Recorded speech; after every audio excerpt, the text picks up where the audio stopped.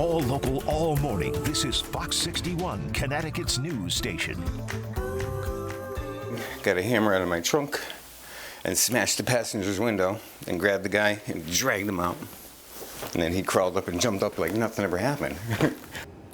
First at 6, a man acted fast to pull a driver out of his vehicle as it went up in flames. Their story is ahead in just a few minutes from now.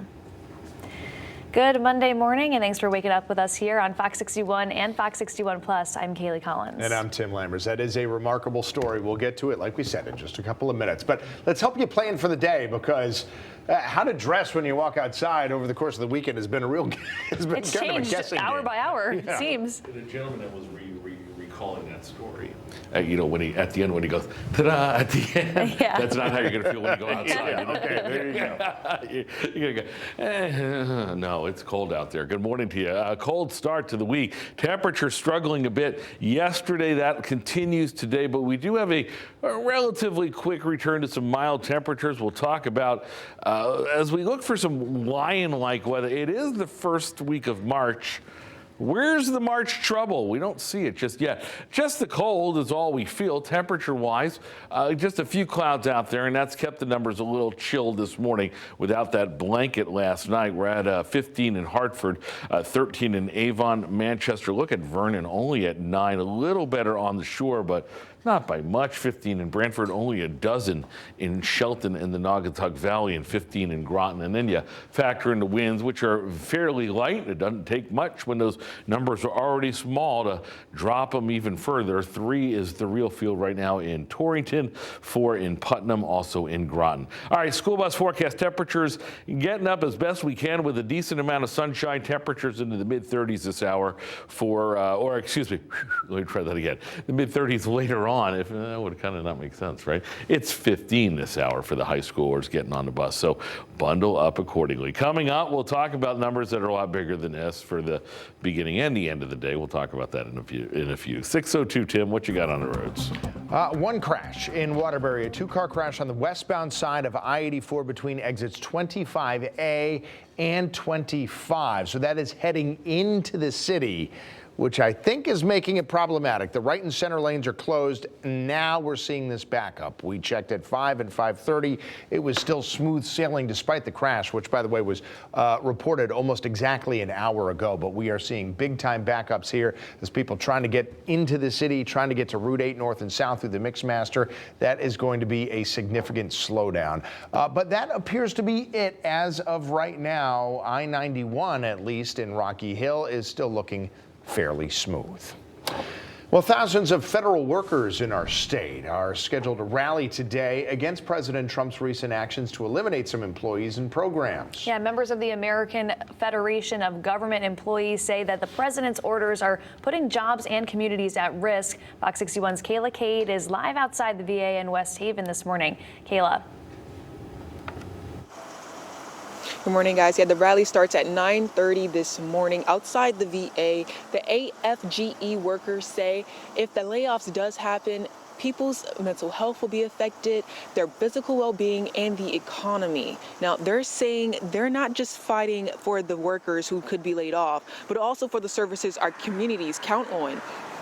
In a memo last week, the Office of Management and Budget and the Office of Personnel Management directed federal agencies to develop plans to eliminate employee positions and consolidate programs. The memo says, quote, "The federal government is costly, inefficient, and deeply in debt. At the same time, it is not producing results for the American public. Instead, tax dollars are being siphoned off to fund unproductive and unnecessary programs that benefit radical interest groups while hurting hard-working American citizens." Samuel Niemeiser with AFGE says the government has other options to help America instead of laying off people. We need more governmental funding. We need more attention. We need more government employees.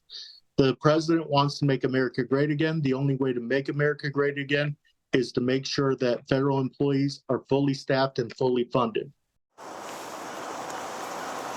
Agencies must submit their plans by March 13th. Again, the rally will start here outside the VA at 9:30 this morning. We'll have live coverage for you throughout the morning. In West Haven, Kayla Cade, Fox 61. All right, Kayla, thank you.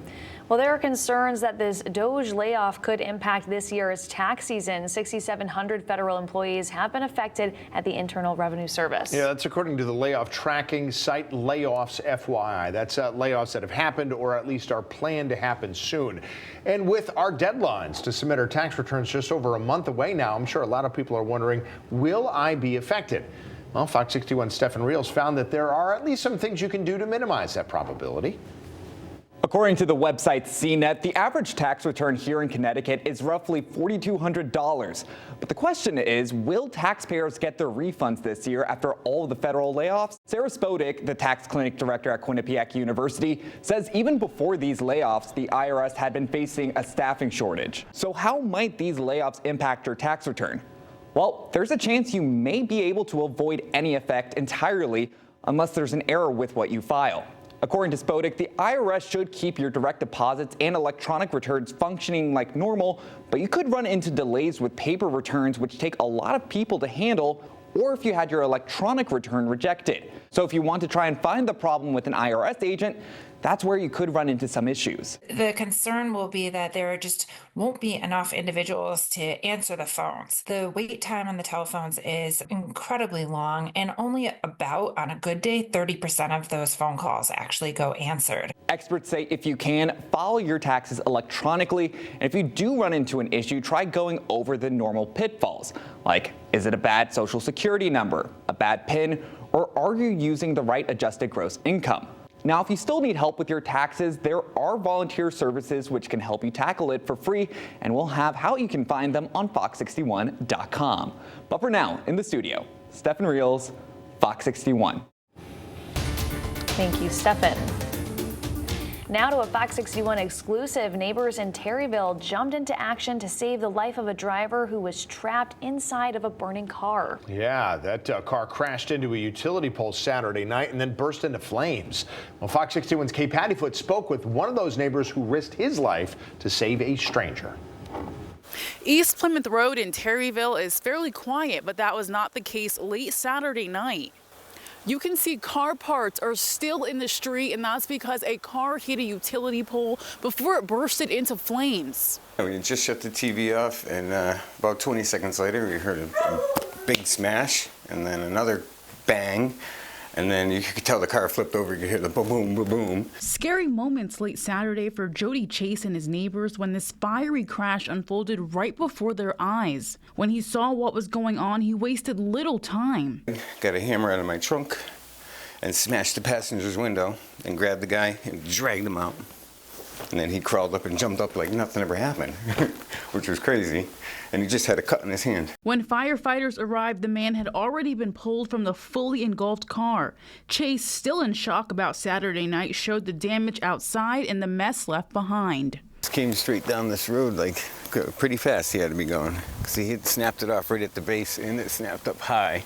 So there's pole in the street and hanging right over the wires because it goes from this pole to this pole to that pole. So without this pole, it goes way out there. So the whole pole got sucked out there. Terryville fire officials say it took 25 minutes to control the fire because the hybrid car's fuel tank and electric battery ruptured. Chase said saving that man was a neighborhood effort. This neighbor, actually, Dwight, he was out here with a fire extinguisher trying to keep it at bay, and then he ran out of stuff, and then it's just coming out. And then once he was out, I mean, I don't know, 45 seconds later, the whole car just was engulfed. In a minute. But he was out here, my neighbor Tim, and then we're out here. He brought out another fire extinguisher. Chase said he didn't hesitate for a moment on helping him. Fear in his voice, you know, that's what drove me. Please, please get me out of here. Please help me. Yeah. Chase's wife did not want to go on camera, but said the whole thing was scary, even more so when she saw the flames. Chase tells me all of the neighbors on this street helped out however they could. In Terryville, Kay Pattyfoot, Fox 61. Okay, thank you. State Representative Andre Bumgardner was arrested and accused of driving under the influence. Groton Town Police said they stopped Bumgardner's car early Sunday morning on the Gold Star Highway. He's been charged with not just operating under the influence, but with reckless driving as well. In a statement to Fox 61, the representative said in part, quote, "I take full responsibility for my actions and deeply regret this mistake. I am grateful that no one was harmed and that no accident occurred. I recognize the seriousness of this situation and am committed to taking the necessary steps to ensure it never happens again. In a statement, the Speaker of the State House, Matt Ritter, said that Baumgartner will be suspended from all his committee and leadership assignments for now. And this comes as lawmakers are debating if the blood alcohol content limits for drivers and boaters should be lowered. As of now in Connecticut, it stands at 0.08%, but a bill proposes that number be lowered to 0.05%. If lawmakers pass it, Connecticut would be the second state in the country to make this adjustment.